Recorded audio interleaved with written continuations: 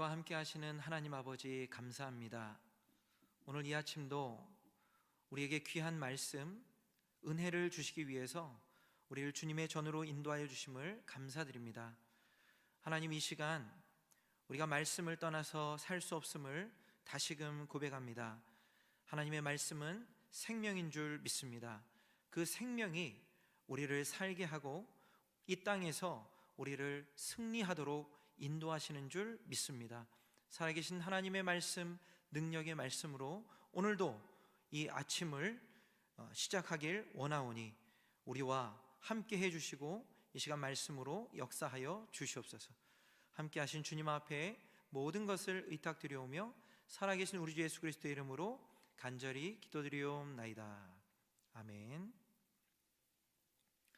우리 함께 찬양하시겠습니다. 우리 찬송가 258장 샘물과 같은 보혈은, 우리 함께 찬양하시겠습니다.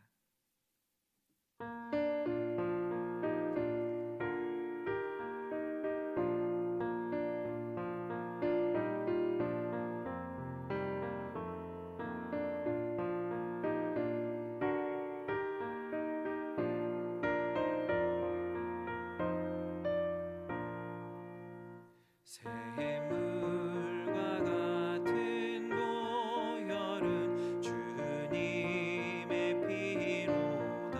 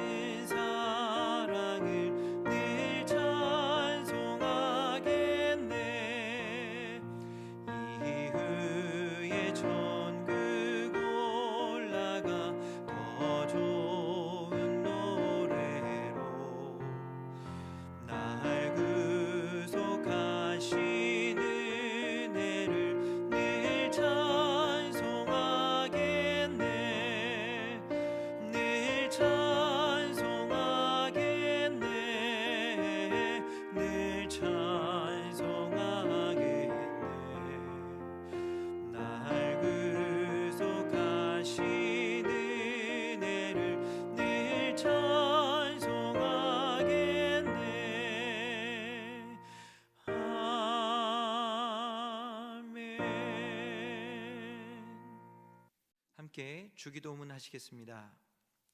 하늘에 계신 우리 아버지여, 이름이 거룩히 여김을 받으시오며 나라의 마옵시며 뜻이 하늘에서 이룬 것 같이 땅에서도 이루어지이다. 오늘날 우리에게 일용할 양식을 주옵시고 우리가 우리에게 죄진 자를 사하여 준 것 같이 우리의 죄를 사하여 주옵시고 우리를 시험에 들게 하지 마옵시고 다만 악에서 구하옵소서. 나라와 권세와 영광이 아버지께 영원히 있사옵나이다. 아멘. 오늘 하나님께서 우리에게 주신 말씀은 요한복음 4장 15절에서 30절 말씀입니다. 요한복음 4장 15절에서 30절 말씀 우리 함께 합독하시겠습니다. 여자가 이르되 주여 그런 물을 내게 주사 목마르지도 않고 또 여기 물 기르러 오지도 않게 하옵소서. 이르시되 가서 내 남편을 불러오라. 여자가 대답하여 이르되 나는 남편이 없나이다. 예수께서 이르시되 내가 남편이 없다 하는 말이 옳도다. 너에게 남편 5이 있었고 지금 있는 자도 내 남편이 아니니 내 말이 참되도다. 여자가 이르되 주여 내가 보니 선지자로 소이다. 우리 조상들은 이 산에서 예배하였는데 당신들의 말은 예배할 곳이 예루살렘에 있다 하더이다. 예수께서 이르시되 여자여 내 말을 믿으라. 이 산에서도 말고 예루살렘에서도 말고 너희가 아버지께 예배할 때가 이르리라. 너희는 알지 못하는 것을 예배하고 우리는 아는 것을 예배하노니 이는 구원이 유대인에게서 남이라.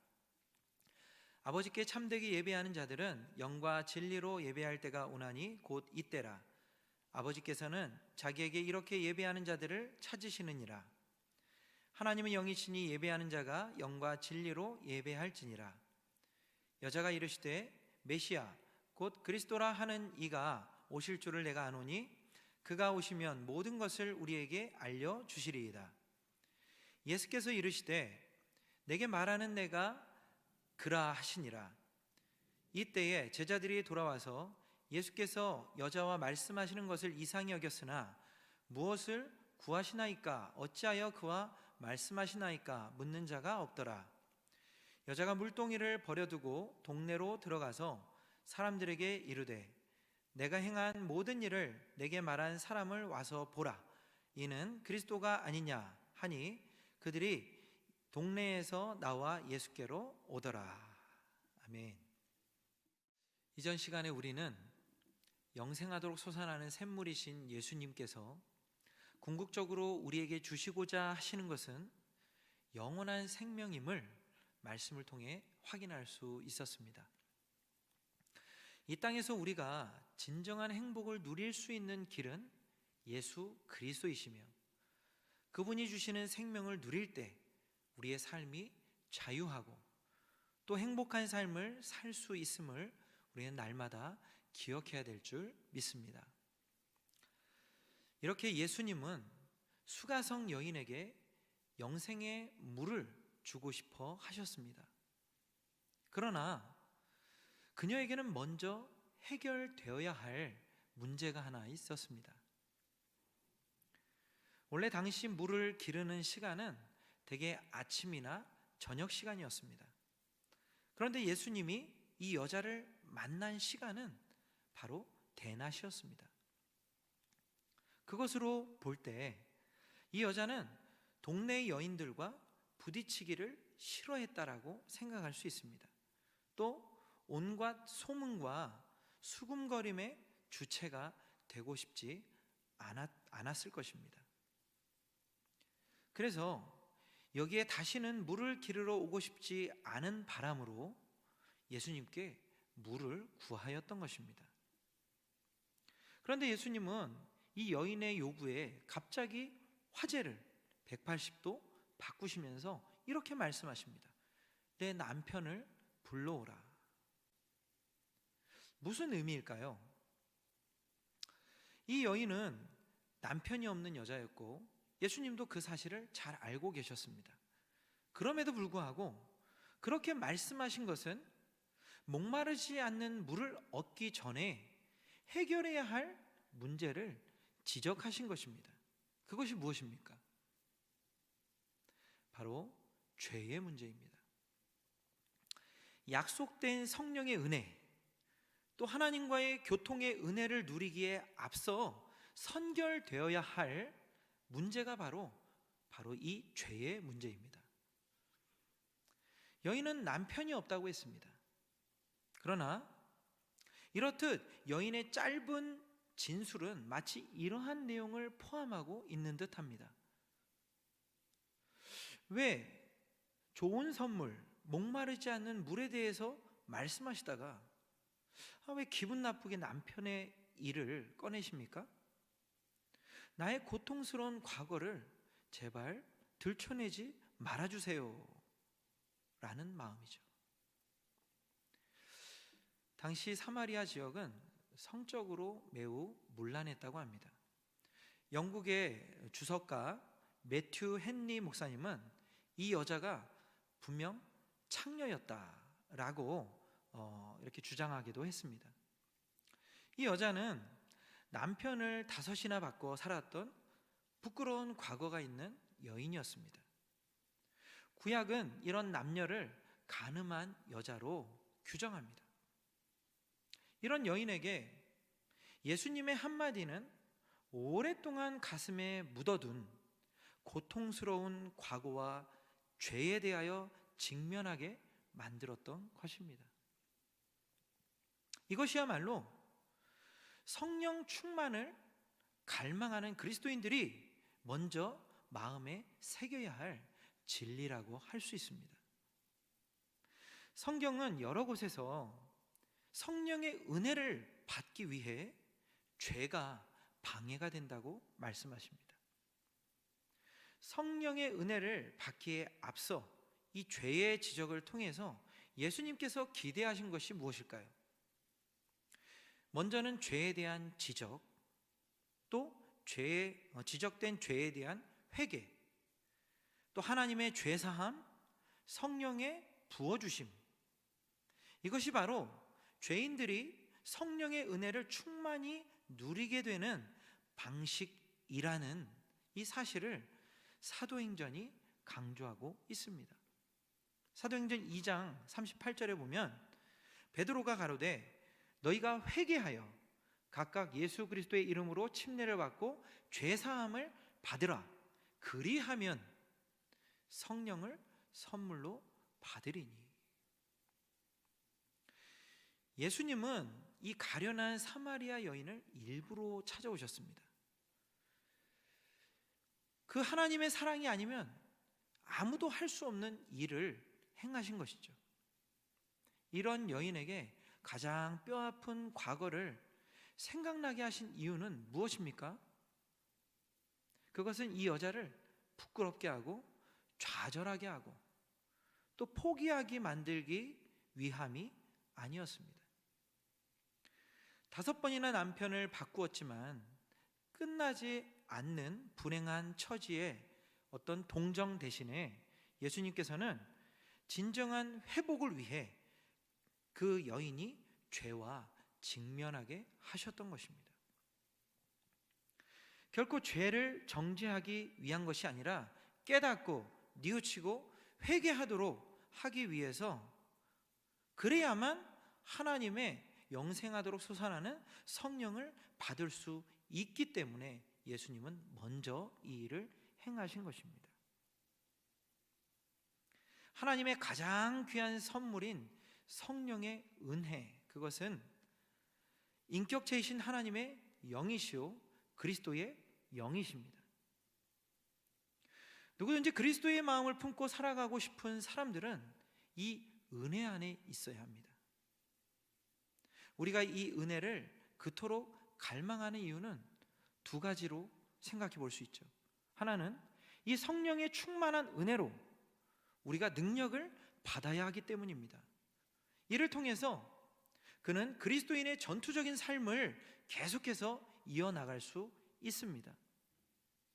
그래서 자신의 연약함을 알고 회개하고 하나님 앞에 은혜를 구하는 것은 약한 자의 모습이 아니라 아주 하나님께서 기뻐하시는 매우 훌륭한 자의 모습이라는 것입니다.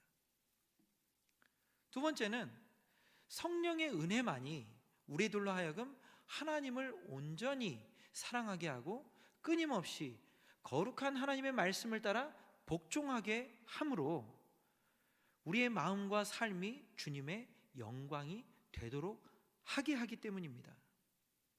그렇기 때문에 우리는 성령의 은혜를 간절히 사모해야 합니다. 지금도 하나님께서는 당신의 자녀들이 성령의 은혜로 충만하게 무장되어서 이 시대 속에서 하나님의 위협을 이루시기를 간절히 갈망하고 계십니다. 우리는 언제나 그리스도 예수 앞에서 자기가 얼마나 연약한 인간인지를 깨닫고 자신의 불결을 알게 됨으로써 패배한 사람들만이, 이렇게 자기가 죄인이라는 사실을 아는 자, 마치 패배한 이 사람들만이 그리스도 때문에 다시 승리하게 되는 비결을 터득하게 되는 것입니다. 오늘도 하나님께서는 우리를 다시 정결하게 하셔서 충만한 성령의 은혜 안에서 교제 속으로 들어오기를 원하십니다. 예배 가운데서 진실로 회개하면 주님은 그 죄를 용서해 주시고 성령을 보내주심으로써 새 삶을 살게 하실 것을 믿습니다. 언제나 하나님께서 일하시는 방법은 사랑하는 성도들에게 충만한 은혜를 부어주시는 것입니다. 왜냐하면 우리는 은혜 없이는 하나님의 뜻대로 살아갈 수 있는 능력이 없기 때문입니다. 이것을 통해 온갖 시련과 어려움 속에서도 변함없이 주님을 사랑하며 믿음의 길을 걸어가게 하시는 것입니다. 그런데도 충만한 은혜가 결핍된 채 살아가는 사마리아 여인과 같은 우리들을 보시며 주님의 마음은 얼마나 안타까우실까요? 삶의 목적도 없이 방향 감각도 상실한 채 하루하루를 이어나가는 삶은 살아있는 것이지 살아가는 것이라고 말할 수 없습니다. 주님께서는 이 핍절한 삶을 종식하고 새로운 하나님의 생명으로 넘치는 기쁨 속에서 여러분들의 인생의 삶을 영위해 나가기를 간절히 원하십니다. 그런 주님께서 하고자 하시는 일은 지금이라도 여러분에게 영혼의 충만한 성령의 은혜, 결코 목마르지 않는 이 은혜의 섬을 터뜨리고 부어주시길 원하시는 하나님의 마음입니다. 주님은 간곡하게 이것들을 부어주셔서 승리하게 하시고 그리스도의 교회로 더 교회답게 우리를 살아가게 하시길 원하십니다. 그래서 지금도 예수님이 우리에게, 여러분에게 동일하게 하시는 말씀이 있습니다. 가서 내 남편을 불러오라. 여러분의 문제는 무엇입니까? 여러분이 하나님의 은혜를 충만히 받는 부분에 있어서 먼저 선행되어져야 할, 이 해결해야 할 죄의 문제가 무엇입니까? 무엇이 여러분들로 하여금 충만한 은혜, 주님의 사랑과 은혜가 쏟아지던 그곳으로 돌아가지 못하게 하는 것입니까? 오늘 주님께서는 예전에는 실패했을지라도 새롭게 승리하는 삶을 살게 되기를 진심으로 바라고 계십니다. 이 시간 주님 앞에 나오신 모든 분들이 이 큰 은혜 아래, 이 큰 주님의 능력 아래 죄를 해결하시고 성령을 받아 그리스도의 용사로서 하나님의 뜻 가운데 살아가시는 모든 성도분들 되시기를 주님의 이름으로 축원드립니다. 함께 기도하시겠습니다. 생명의 주님, 감사합니다. 언제나 우리에게 은혜 주시기를 원하시는 주님, 자기 아들을 아끼지 아니하시고 우리에게 주신 하나님께서 하물며 그 아들과 함께 모든 것을 은사로 주시지 않겠습니까? 그러나 그 아들을 누리지 못하고 그 은사를 온전히 누리지 못함은 우리의 삶 속에 죄가 있기 때문입니다. 하나님이 주시는 그 놀라운 축복, 그 은혜를 온전하게 누릴 수 있도록 하나님, 우리 앞에 놓여진 죄의 문제를 주님 앞에 회개하고 회복하여 하나님의 은혜를 누릴 수 있는 존재로 살아갈 수 있도록 하나님, 오늘도 우리에게 은혜를 베풀어 주시옵소서. 지금은 우리 구주 예수 그리스도의 은혜와 하나님의 극진하신 사랑과 성령님의 감화감동 내주교통 역사하심이, 오늘 성령을 구하며 하나님의 복을 간절히 사모하는 귀한 성도들이 먼저 죄의 문제를 해결하고 성령을 받아 하나님의 뜻 가운데 승리하는 삶을 살아가기 원하는 모든 성도들의 머리 위에 이제로부터 영원토록 함께 계시기를 간절히 축원하옵나이다. 아멘.